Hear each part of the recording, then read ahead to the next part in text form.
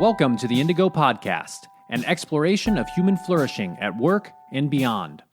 I'm Ben Barron of Indigo Anchor and Cleveland State University. And I'm Chris Everett of Indigo Anchor. For more information, please visit us at www.indigopodcast.com.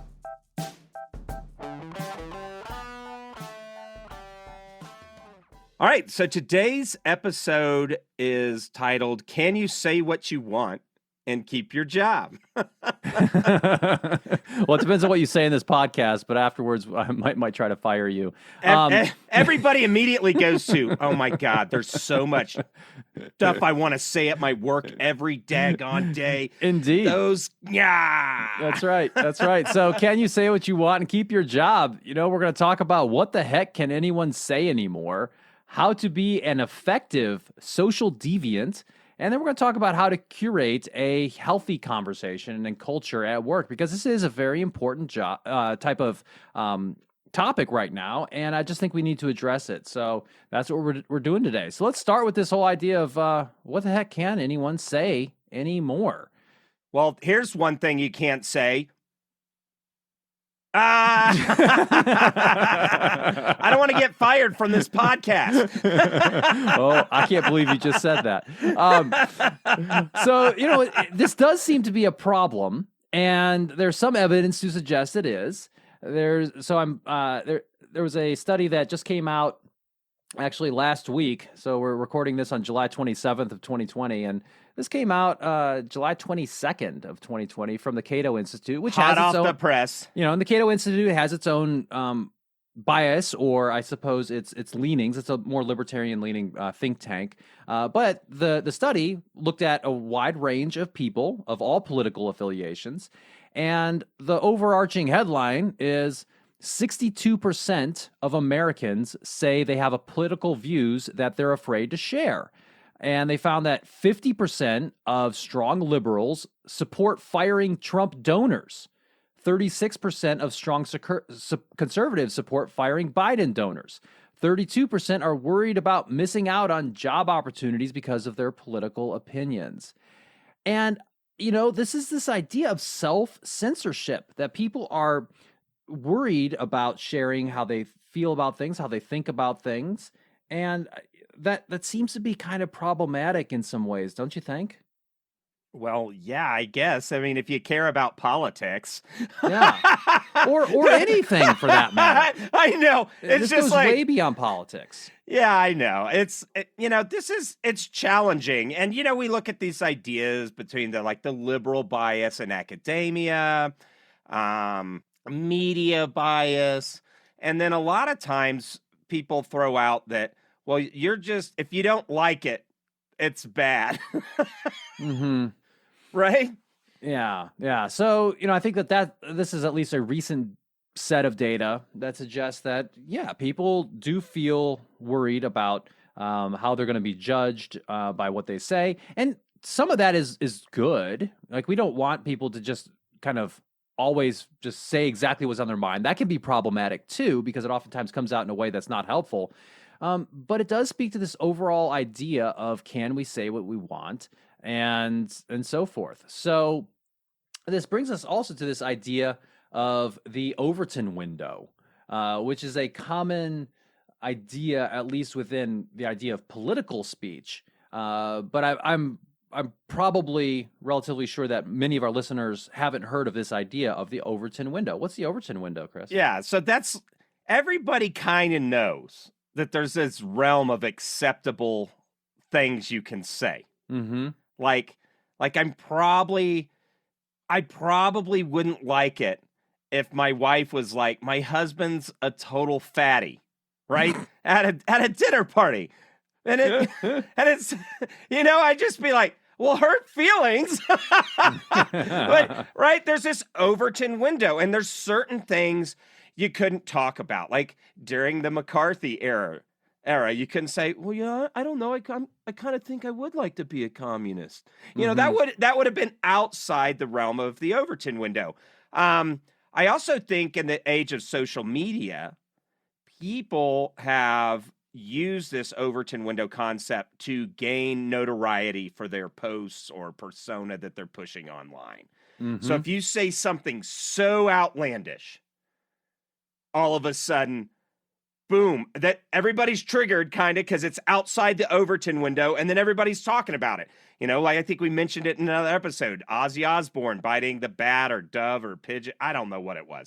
But everybody's like, you can't eat live animals on stage. That's outside. That's outside the Overton window of concert going. And so I don't know. Right. Overton. So, I mean, this idea of the Overton window, it's not an actual window. It's a metaphor, right? It is named after someone named Joseph Overton, and Joseph Overton was a senior vice president of the Mackinac Center for Public Policy, and he was originally kind of thought of as the person who conceived this idea of the range of policies that are acceptable in the mainstream. And so one way to think about this is kind of on a spectrum of things that you have less freedom to talk about to those that are you have more freedom to talk about. The less freedom, those unthinkable things, right? So, Right. All the way to those things that are more radical, acceptable, sensible, popular policy, and then also going kind of to, the other spectrum as well. So it's this idea of what is acceptable, what can you say, and how can you talk about things? And it seems, at least some would argue, I'll put it this way, some would argue that the Overton window has shifted or perhaps constrained itself somewhat so that you can't say things, because people are going to be offended, and those people would argue that, hey, everyone's just being too sensitive and so forth. And I think it's a little bit more complex than that. There's a lot going on there. But there is this idea of what is and what is not acceptable to talk about. And this happens in our workplaces. It happens in our conversations with people we care about. And it happens certainly in the public forum on various issues of importance. Yeah. So, like we were talking this morning about, kind of some of the stuff. What is offensive and how it's a Mm-hmm. moving target? If you grow up on literature, and this is the thing, the people that are, woke about this stuff, that really kind of get it, talk about all the bad ideas that are baked into a lot of our literature, like sexism and stuff. But if Mm-hmm. you grew up in a well-rounded education of the classics and all this other stuff, well, you just ate that sexism for breakfast, lunch, and dinner for anything out of the 18th century. Right? And so, like, this morning we were talking about, oh, well, that's kind of a sacred cow. And they were like, wait a minute, we don't actually know if Can you say cows, sacred cow anymore, right? right? And like, we don't want to be offensive. So, like, and I said, oh, actually, we should bring that up to just say, as this Overton window's moving, Mm-hmm. what is acceptable in the realm of speech changes. And that's a positive thing in so many ways, because we're giving, more rights to more people, right? Mm-hmm. LGBT people cannot be called disparaging names in the workplace. That's just like outside the Overton window for a lot of organizations, probably needs to be in a lot more. But, these are those things. It's a moving target. But if you're just trying to talk about something, like we didn't even have a thought about Hinduism. We're just like the idea of a sacred cow, which is in the dictionary. Mm-hmm. I'm pretty sure, Right. so if you're just trying to talk and it's so hard it's not that we're being silent.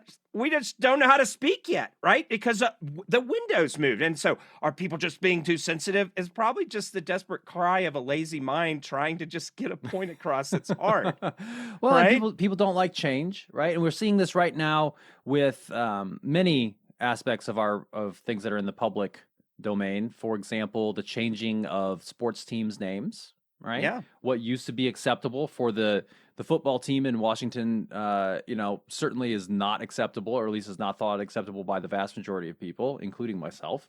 And so they're changing their name, or at least what's kind of funny is they're going to postpone it. They're going to really apparently take time. They're just going to call themselves the Washington football team this year, which is kind of funny. You know what? But- I would have loved to have been on that consulting engagement. But it's like, give me $1 million and I'll be like, you're going to call yourself the what?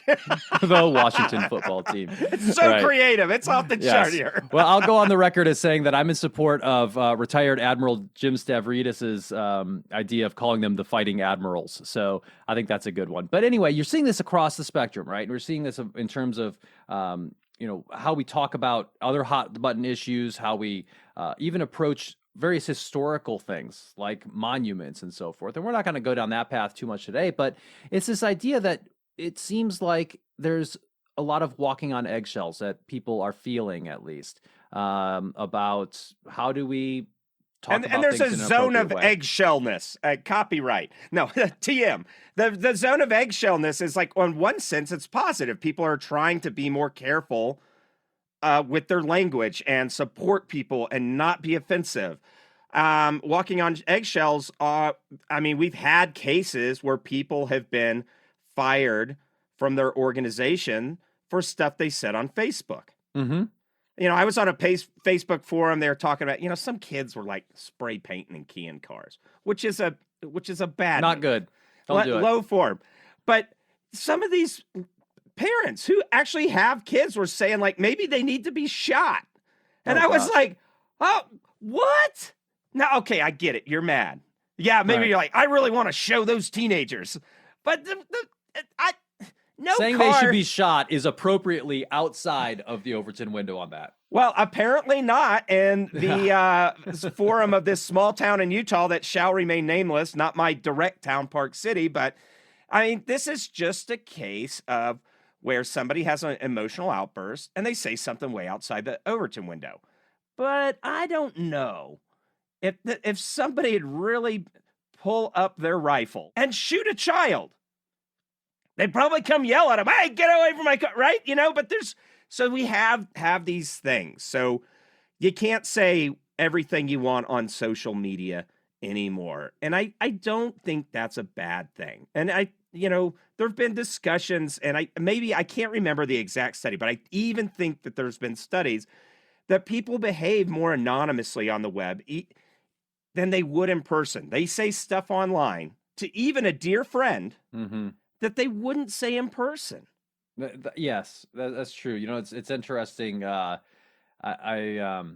when I've talked with colleagues, and it's interesting. So there's this weird phenomenon. I don't have lots of data on this aside from anecdotal evidence, but suffice it to say that sometimes students will write nasty things to professors in emails. And it seems, at least from my anecdotal experience, that this happens a little bit more to female professors than to male professors.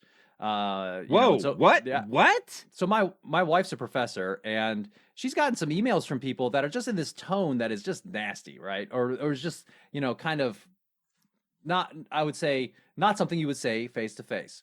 And what does she say? Come to my office and say that to my face. Well, does she email that back? So she deals with it appropriately, I'll say. But that actually is what I have recommended. Say, look, come to my office and talk about it. And then when they're in the office, say, hey, here's what you said. Can you read this to me?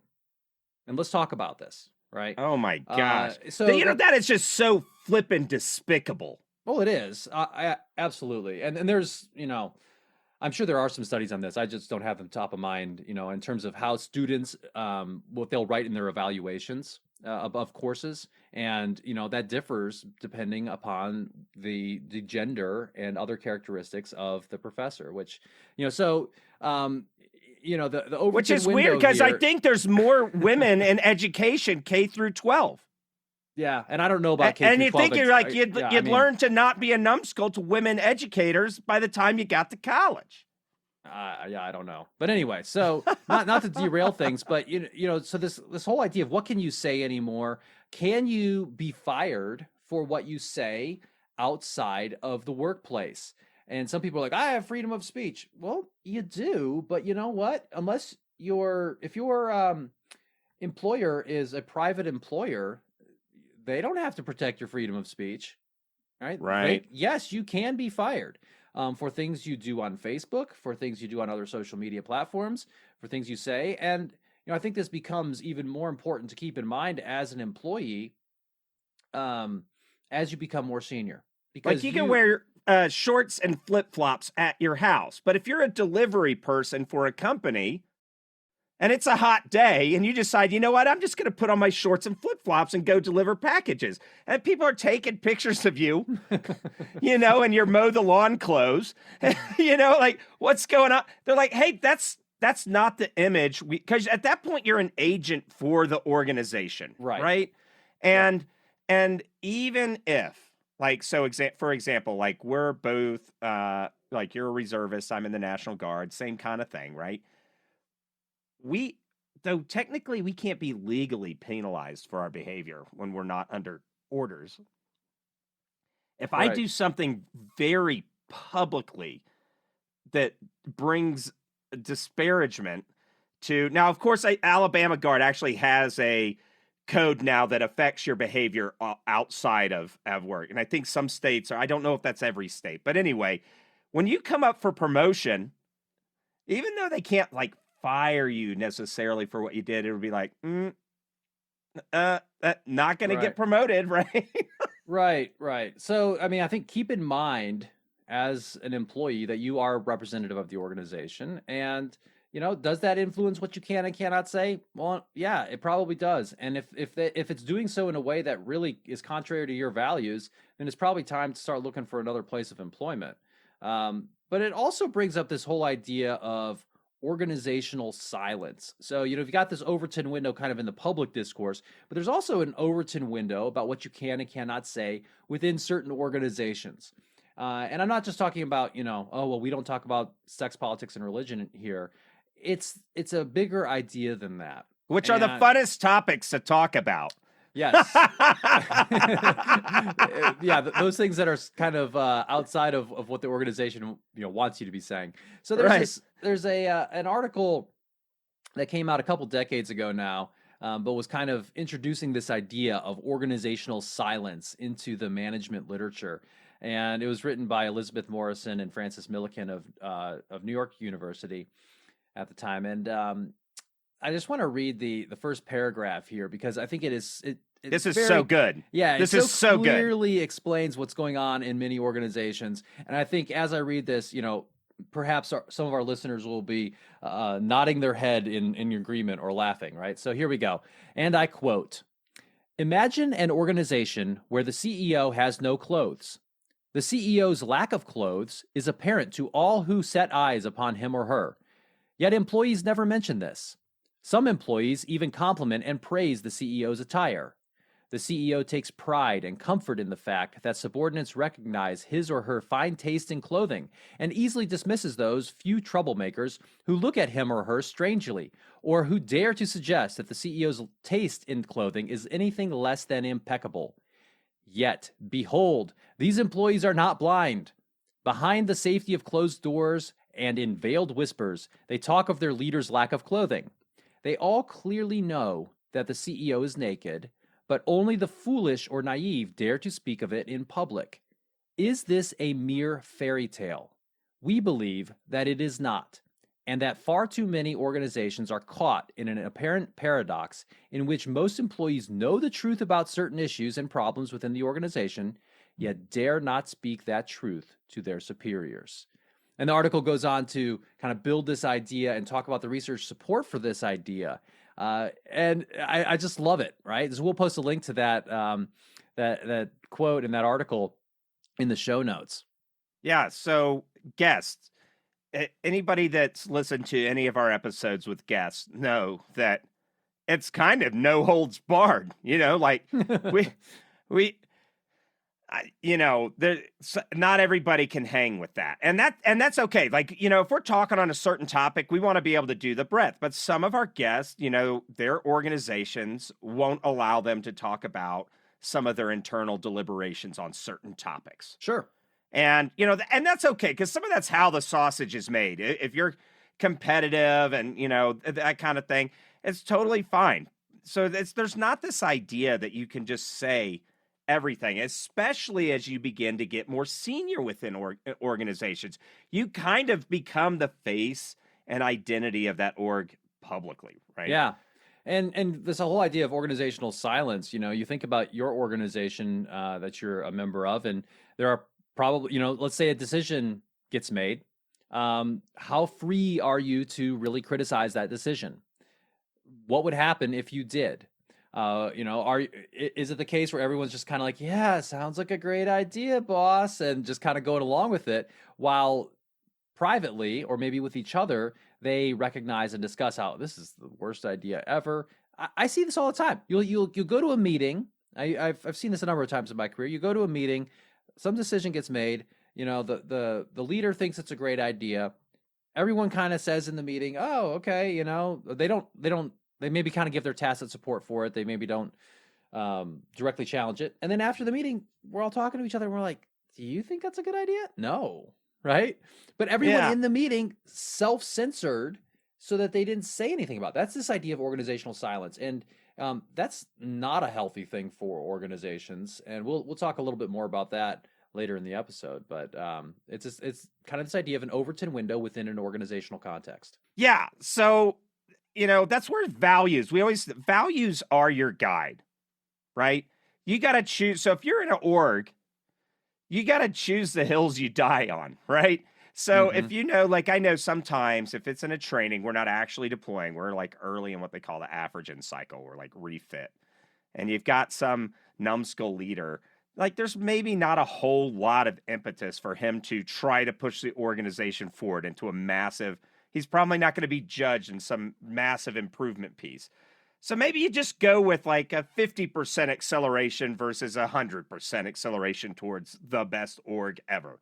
That's okay. But if there's something about critical values, maybe you do want to get out or stand up for stuff.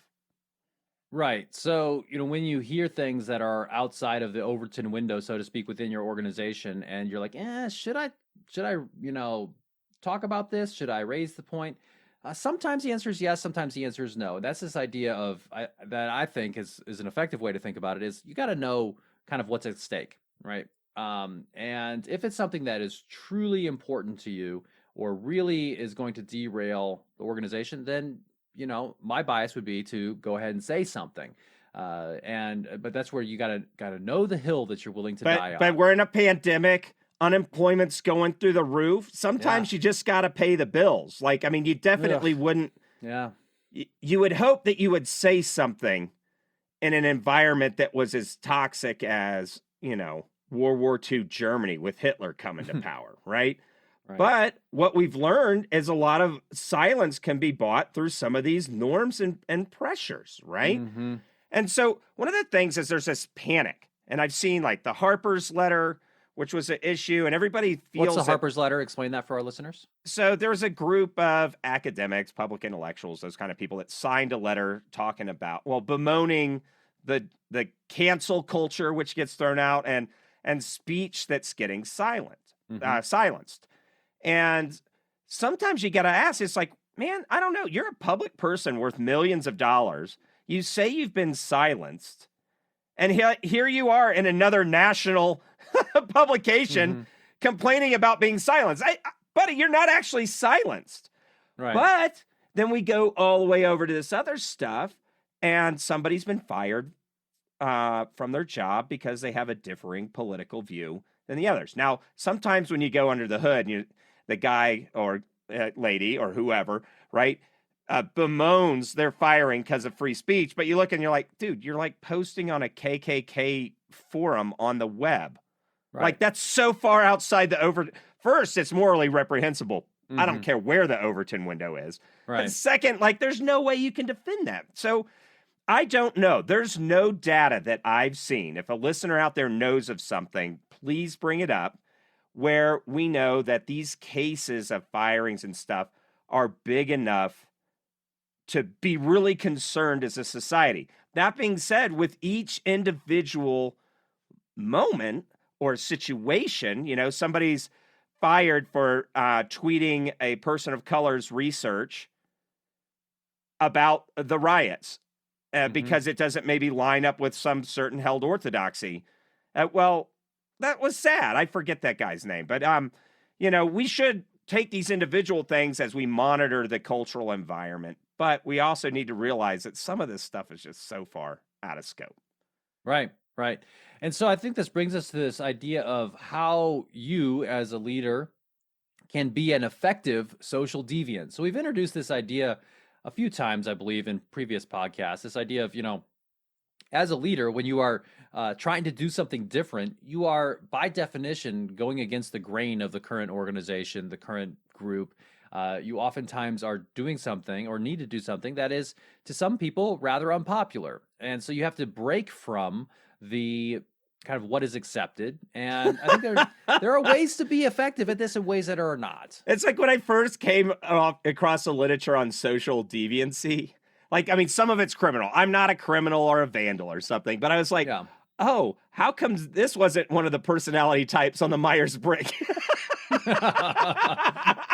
I found my people. Because the Myers-Briggs is crap. Yeah. That's another topic for another day. Yeah. But sorry, it's funny. if you bought Myers-Briggs for your org, I'm sorry for that. No, it's interesting. So, but there is a validated personality scale. I believe I don't want to mention that. I'm pretty sure I know which organization puts this out, but I'm not certain, so I won't say. But that actually measures a scale called mischievousness, right? So yeah, this idea, but just ask my mom how I rate on that scale. But the idea here with social deviance, at least as we're talking about it in an organizational context, as a leadership trait or a leadership behavior, I should say, this is, this comes back to this whole idea that diversity of opinion counts, even if it's uncomfortable, even if it sometimes feels like it's a little bit outside of that Overton window. Yes, if the emperor has no clothes, well, gosh darn it, somebody needs to say something. Right. But there's all these orgs where it's silenced. Right. I worked at this one organization, and the CEO was like just not aware of business fundamentals. And yet you needed to move the dial. And it was just like, so we go out on this retreat. I'm new to the org, and I'm like, well, what are we going to do to make this place better? It's me in the C-suite there. And it's like, and I'm like, great, I've got this whole list of projects. And then everybody's looking at me like I called their baby ugly. Because you did. but the other execs, I had conversations offline about those items, and they totally agreed. But when it came time to broach those, and it was horrible. Nobody had the appetite once they were in that social, right? And it's because they were spineless. Well, and it's because of the there's so much pressure in a group setting, whether we recognize it or not, to conform. You go back to the famous Ash experiments where they, I guess my sensitivity to that conforming is broke. Like I've got like a form of like not aware of needing to do that. Yeah. So you are not a prototypical human. Let's just say, let's just put that out there, right? I've seen when we've been in front of clients and somebody says something that's so off the chart and bad for the business, Ben, you can just see the sweat going down Ben's forehead because he knows I'm going to be like, well, I think this is terrible, guys. I mean, I'll be really nice about it, but right. So, but diversity of opinion does count, and it is helpful for creativity. It's helpful for problem solving in an organization. When you're going through turbulence and you're going through, what we would call a VUCA environment, where there's a lot Tell them VUCA. Tell them what. VUCA is all about volatility, uncertainty, complexity, and ambiguity. When you're in that type of realm, you have to be firing on all cylinders, and you have to be able to have productive ways for people to speak up, for people to not be claiming that the emperor looks great, even though the emperor has no clothes. And you have to do that in a careful way. And so we've tried to, based upon what we know about human behavior and our own experiences, try to come up with a few different ways that people can do this in a more effective way. How can you be a social deviant, go against the popular opinion in a way that's helpful and not harmful? Right? Yeah. So I'm glad you brought firing on all cylinders up. Mm-hmm. So when we look at the economy in aggregate, unemployment's a problem. Why? Because that's value that everybody could gain benefit from that can't be used. Mm-hmm. And that was the whole idea of shovel-ready projects. Well, if people are going to be sitting down, at least we can get our roads fixed, right? Right. So when we look at diversity and inclusion, if we're not including different like minorities, genders, all of that different stuff, we're not capturing all the value we could have. But then stepping even outside of that, if you're not taking a broad array of the opinions that are out there, how do you know, or what was it? There was like, if everybody's saying the thing, ain't nobody thinking. That I think that was a general or something that said that. But if everybody's saying the exact same thing and can't analyze the broader breadth of opinion out there, that means you could be walking off a cliff just because you don't have your eyes open really. Right. So I think a first piece of being an effective social deviant is that you can't just come in and start doing it right away. Because you don't have any. I've done that. I've come in too early. It's shocking for me to hear that. No way, please. Right. Like they don't know that I'm a good, honest person yet. Yeah. So it's helpful if you're going to be this wrecking ball a little bit in an organization or in a team. It's helpful if people realize and know in their hearts that you are coming at it in good faith and that you are that you've built your credibility to a level where you can have that kind of conversation. So it may take a little bit of time for you to get in with the group and to establish yourself as a professional who can be trusted before you start advocating for widespread disestablishment and change, right? So yes, I came across I had the chance to kind of work a few times with a fantastic leader in the Navy, and what he would sometimes say is, you've got to kind of throw pebbles before you start chucking cannonballs, Yeah, I got to find some of those pebbles. Yeah, so that's a incremental change can be a good thing. So build your credibility, have conversations in good faith, and what that means is do it for the interest of the group. This should not be self-promotional in nature. And sometimes it can come across as that or come across as just arrogance. And that's not helpful because that shuts people down. Yeah, there's so many things that people do in this space. You see it on social media. Somebody, non sequiturs. Well, you're just a dumb liberal or you're just a dumb conservative. Like, okay, can you tell me which views of mine are most stupid? Right. At that point, if they can't point to something, then it was like, wait a minute, that's what we call an ad hominem attack, right? Attack my ideas, not my person. Right. This is the whole thing is like, you got to know your audience and consider the risks involved. It's like, so if my daughter said, because I'm in the military, she thinks about war sometimes. Dad, war is bad. I don't sit down and have a treatise with her on the Hague Convention and just war theory. That's not where a 9-year-old's head's at that moment. I'm sure that'll come soon though, right? Yes, yes. We've got the plans. Very, very good. But you've got to, this goes back to this idea of knowing the hills that you want to die on, knowing what your values are. Is this something that you really are going to be willing to risk your kind of your personal and social capital within that group to start to bring up and talk about?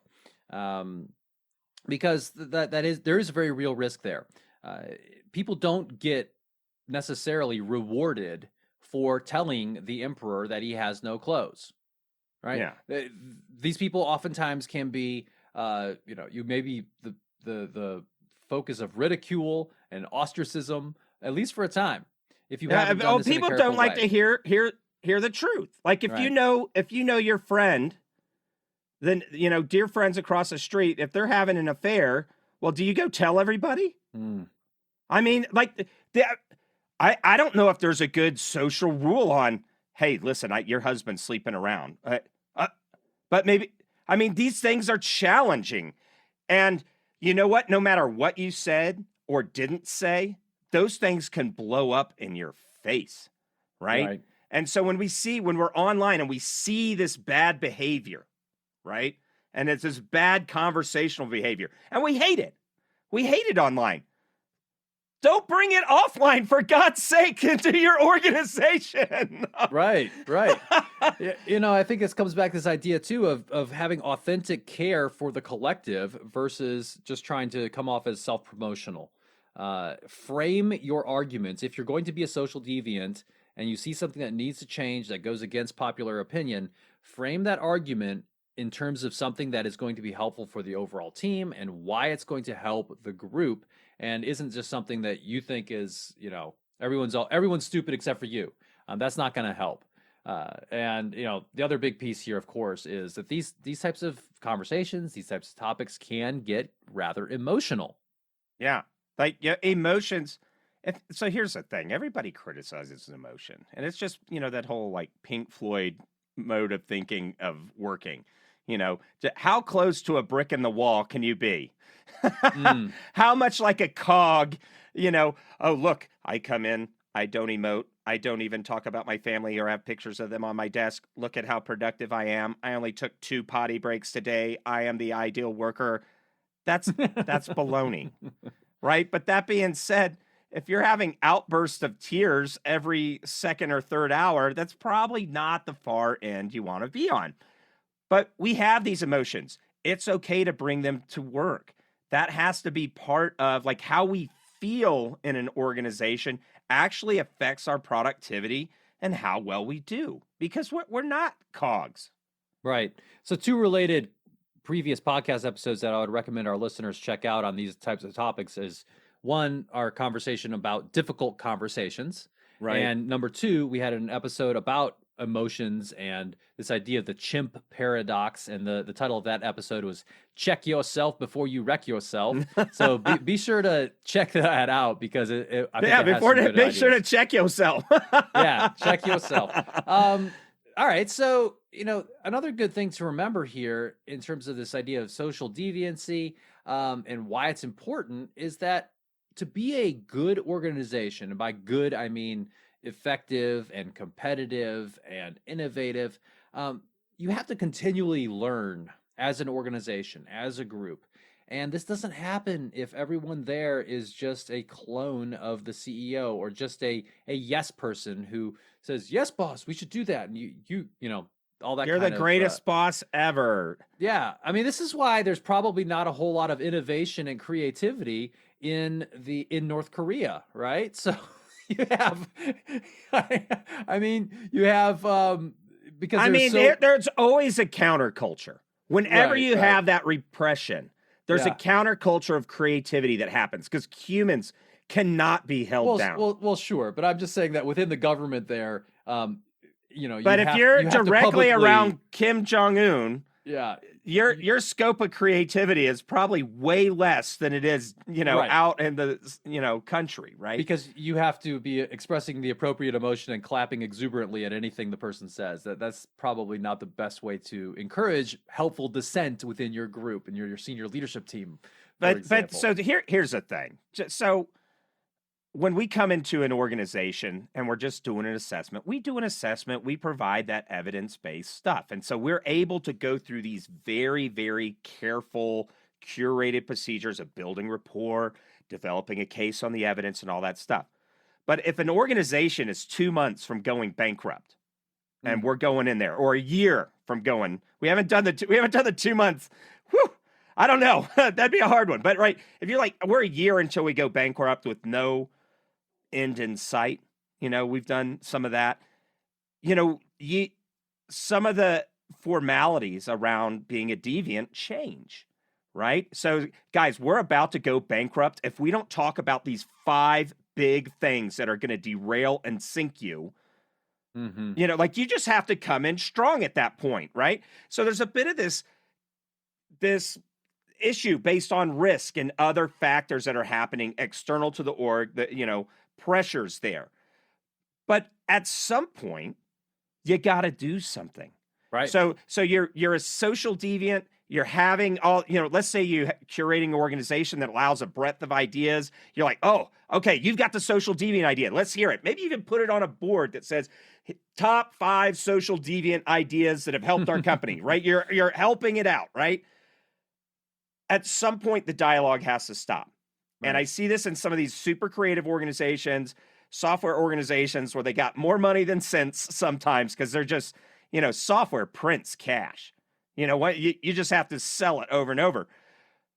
Too much of that dialogue can hurt the productivity, right? So you actually got to get a direction down and start working.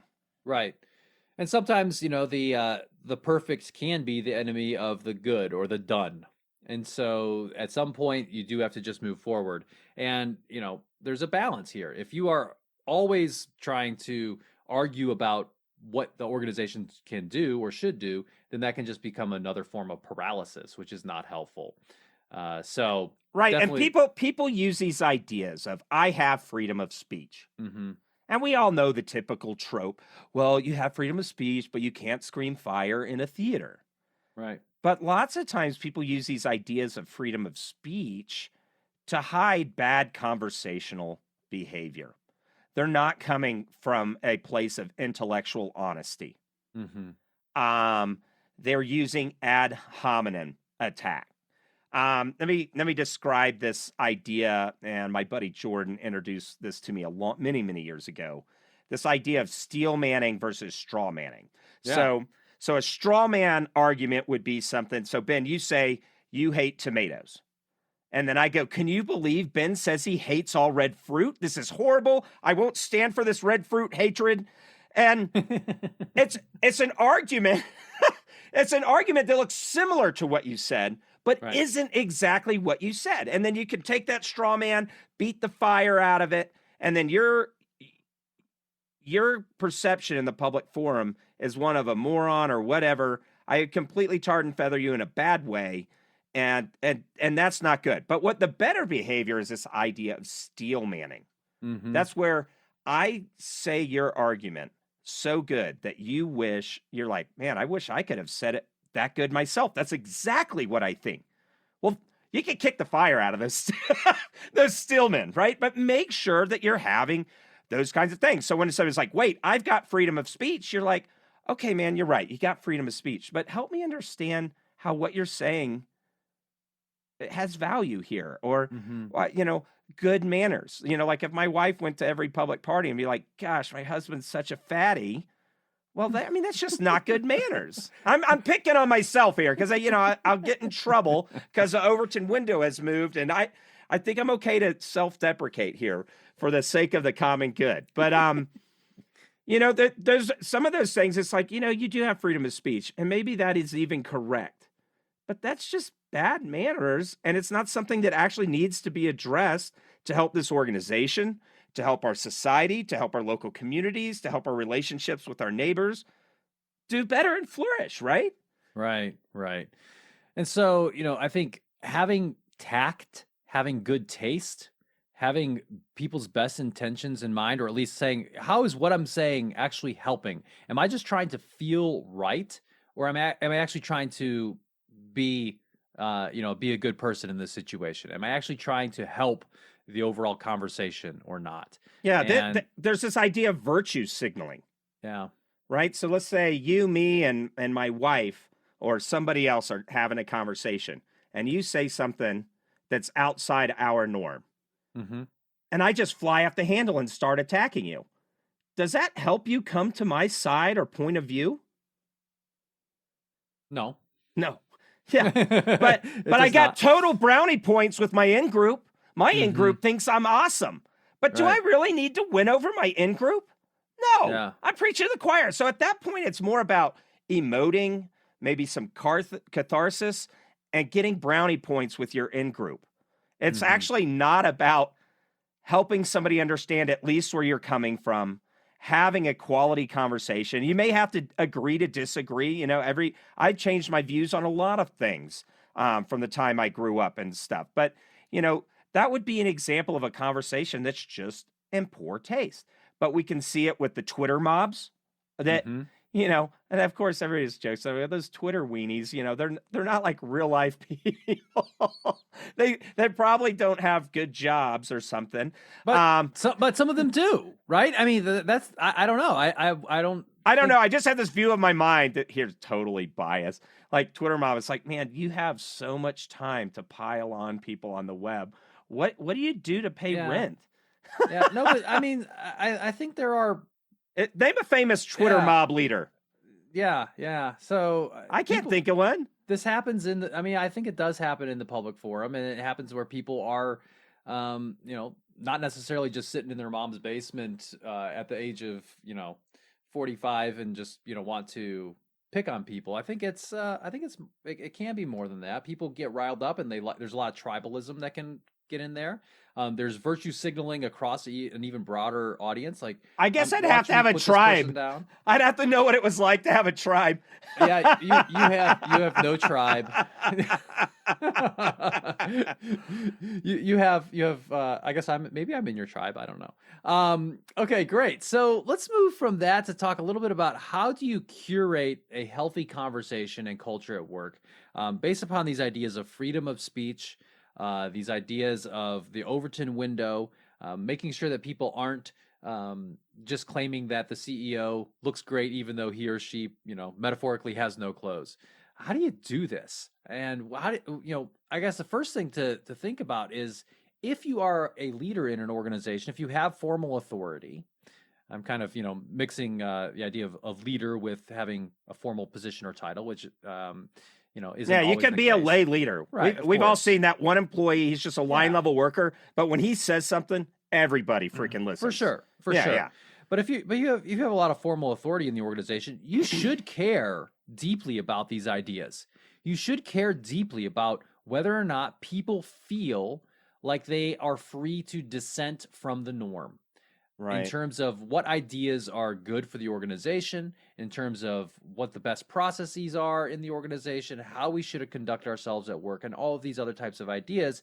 Because if people don't feel like they can dissent, then you're really not going to be firing on all cylinders. You're only going to be doing what the leader or the formal manager or whomever thinks is appropriate. And this brings up this idea of psychological safety Man, that that is you such really a need in your team. powerful concept. So, Ben, just describe psychological Sure. safety. Yeah. So psychological safety is this idea that you can take interpersonal risks within a group. So if you have a high degree of psychological safety in a team, then the team members feel like they can voice opinions even though they're unpopular. They can challenge the status quo. And this is very helpful in a lot of situations. But let's take an extreme example.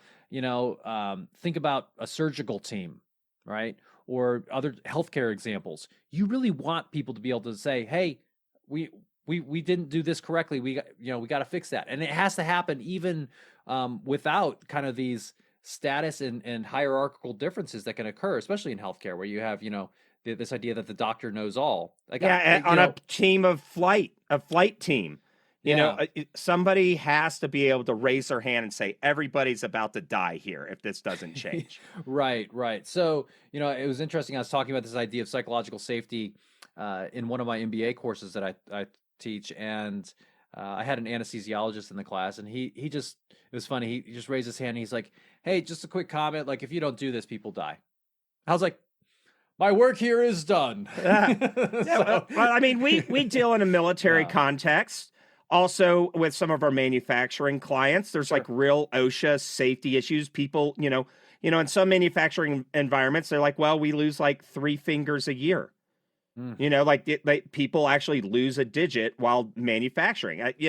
And so these psychological safety, yes, life limb.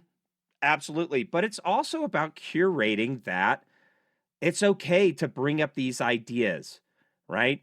So let's talk about how you can curate that. So the first thing I think that's important. So we've got a lot of contentious social issues right now. Right. And let's be honest. I studied theology in undergrad. I used to be a music minister and everything. So one of the things that my teachers said is, hey, everybody has jobs and they work really hard, and then they come home and they try to get a few hours with their kids. Then maybe they watch a little bit of trash TV and go to bed.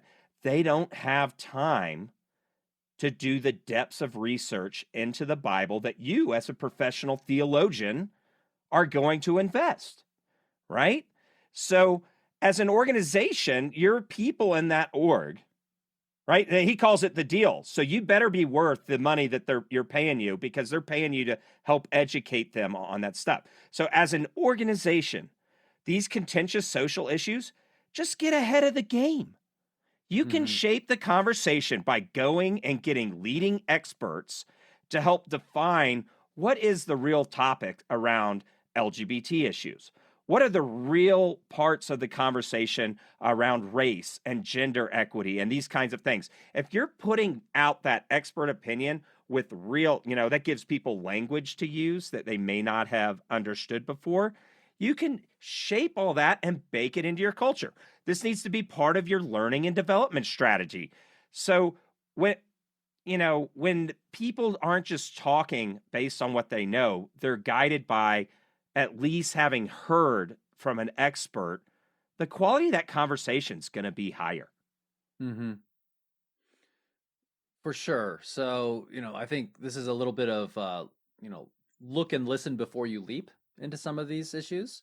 And that can help you at least come from a more informed approach. And like you mentioned, not everyone else is going to have that same approach. So having a more teaching type of mentality, having a more educational type of mentality when you're trying to bring people onto your side, so to speak, can be really effective.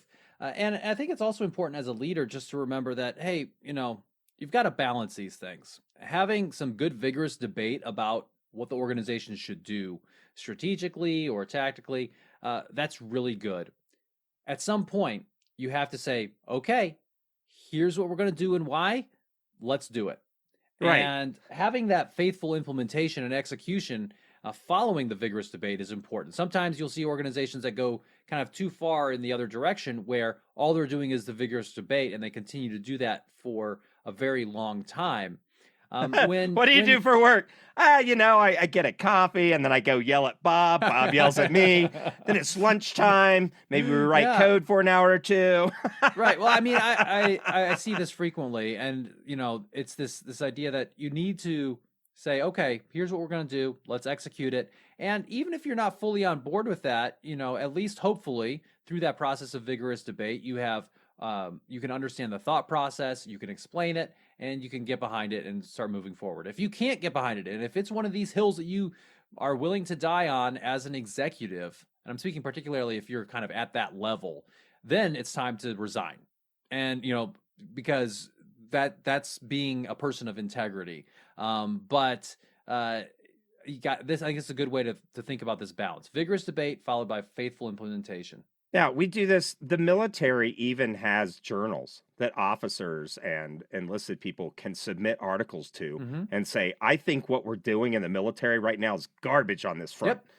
And everybody thinks this idea, not everybody, but I get this a lot. Oh, well, you just guys are brainless automatons that are just going to follow any old order. And it's like, you know what? Yeah. Some people are like, you know what? I'm out. Here's my retirement packet. Right. Or, you know what? This is so heinous. I'm going to file an IG complaint, and we're going to put a tactical pause on what's going forward right now. Right. That being said, it's not always so dramatic. Sometimes it's like, I think course of action 1's it. Course of action 2 yet. Like if you're sitting and you're seeing your staff officers have some vigorous debate, you may have to make that decision in the end. Because you have time compression. There's only so often you can do mission development, mission planning, MDMP, right? You can only do that for so long, and then you got to move forward. And what's so great is in the best units, they will have that vigorous debate. And like you say, all right, it's go time, guys. We've got to execute now. And everybody goes out like, this is the best daggone plan, even if your plan didn't win. You set that tone for the organization by not saying, well, I think this is a dumb plan. I guess we'll half-bake execute it. You can't do that and win. Right. Well, and it also brings up the idea of don't let the perfect plan become the ideal, because that oftentimes is unachievable. And sometimes you can, if you execute something quickly, you can get more done than if you wait until the time is perfect. Reminds me of a quote. I think it's attributed to Patton, and maybe it was just something that was said in Patton the movie. I don't know exactly. I'm not a Patton It just historian. Becomes a big wash. But it's an awesome quote, and it goes something like, a good plan violently executed today is better than a great plan next week. Yeah. And I think there's some truth to that. So getting back to this idea of how you curate this healthy conversation and culture at work around these ideas of freedom of speech, good taste and manners should guide your conversation, right? Be a decent person when you are interacting with others. Have everyone's dignity and respect in mind. Address the ideas not the person. This goes back to that idea of the ad hominem attack, which is a character attack versus attacking an idea. It's saying you're just saying that because you're a stupid person. I mean, or in other terms, right? Instead of actually addressing what they're talking about. And then your idea and what you talked about in terms of steel manning an argument. So if someone has an idea, attack the best form of that argument that they're making. Yeah, Don't. introducing just that terminology, steel man, is helpful. So when somebody's having an argument, and you observe that as a manager, executive, or even just somebody on the team, you can say, all right, Bill, tell me what you think Paul is really saying. Or Sandra, what Katie say? All right, Katie, did Sandra describe your idea accurately? Well, maybe 80%. This is the part that she kind of missed. All right, now Sandra, now tell us what you have, now that you understand it fully, what's going on here. Right. Right. And that will help, because it's about advancing the best idea rather than getting your butt hurt because you were wrong or somebody made you feel wrong, right? Yeah, well, and it goes back to this idea that I just remembered, and I think it's appropriate here. This idea of kind of how you structure arguments, and I'm reminded of how the Naval War College requires you to write certain papers. So I went through what's called because our college, you could apparently just plagiarize and still graduate. Oh gosh. Right? You heard about that, right? In the Army, Army workout, there's all these plagiarized papers, and yeah, I guess they're smarter in the Navy, maybe. I don't know, but we have. So there's a specific format that we had to write our papers when we were going through our joint military professional military education, where you would state your thesis as the first sentence. Say, this is what I'm arguing, and they make you take an opinion on a certain, maybe it's a historical event or something. You'd make your opinion and you back it up, and then you had to have somewhere in, usually towards the end of the paper, you'd have the counter argument, and you would say, some may say, or some may argue, or some evidence suggests, and you try to steel man the other argument and talk about it, and then you come back after that and you come back to your original thesis to describe your point of view. I think that's this idea here, that in good faith, you are examining other people's ideas. Having open-mindedness yourself can be a great way to approach this. So don't make those ad hominem attacks. Steel man your other arguments. And, there's some great education that I think we all could do about some of these logical fallacies. And I think that's a kind of a whole topic for another podcast episode. But let me give you an example of one. So there's whole websites that will make lists, and something I would do for some of the junior officers below me is I'd have them print out a logical fallacy list, and then we just kind of drill them on those. But one of those is appeal to authority. And I see a lot of people, it's like, as a doctor, as a PhD professor, right? And this is true, and well, actually, just because you're a doctor or a PhD professor or a guitar guru or a yogi on a mountain in Tibet, right, doesn't make what you're saying true. Just because the Dalai Lama says it and it looks really good on like a decorative meme doesn't mean it's true. Something is true because the preponderance of evidence makes it true. So if the Dalai Lama says, 1 + 1 = 2, and then you go sit down and validate it, you're like, well, 1 + 1 = 2 because it just does, not because the Dalai Lama says it does, right? Tons of these logical fallacies that are out there that you'll see. And what the power of this, and if you have this as part of your education within your organization, is that it helps people recognize bad forms of argument and stop them before they derail the whole conversation within your org. Well said. So today we talked about, can you say what you want and keep your job? And the answer is kind of no, but within your organization, you should be trying to curate those healthy conversations. We talked about what the heck can anybody say anymore and how to be an effective social deviant within your organization if you're actually trying to change things and have that vigorous debate that leads to creativity and innovation. And we talked about how you as a leader and how you as a person within an organization can help to curate that healthy conversation and culture that we all really need in our organizations. Right. And I think the key takeaway here is, can you say what you want and keep your job? In the best organizations, if it's in good faith, honesty, and lacking logical fallacies, the answer should be yes. Thanks for listening to the Indigo Podcast. If you like this podcast, please consider helping us by rating us on Apple Podcasts or wherever you listen, telling your friends about us, having us on your podcast, or mentioning us on social media. Our website is www.indigopodcast.com, where you can access more information about us and this episode. Thanks again, and we look forward to talking with you again soon.